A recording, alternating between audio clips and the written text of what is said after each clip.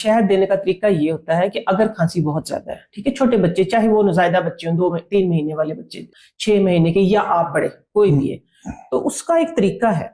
आप लोगों ने करना ये, चम्मच को गर्म कर लें बस। ओके, चम्मच गर्म कर लिए, इतनी सी उसके अंदर आपने क्या करना है कि 1 चम्मच, जो बड़ी चम्मच है, उसके अंदर आपने हनी डाल देना है। यानी वो, उसका मकसद कहने का ये है कि वो सिर्फ उस चम्मच के टेम्परेचर जितना गर्म होगा। ओके, ठीक है, उसको आपने मिक्स कर लिया। साथ में सिर्फ 2 बूंद अदरक की जूस की डाल दें। क्योंकि हमारी जो नानी अम्मा थी, हमारी अम्मी थी, हमारे बड़े बूढ़े जो भी थे, वो यही तरीका इलाज होता था उनका।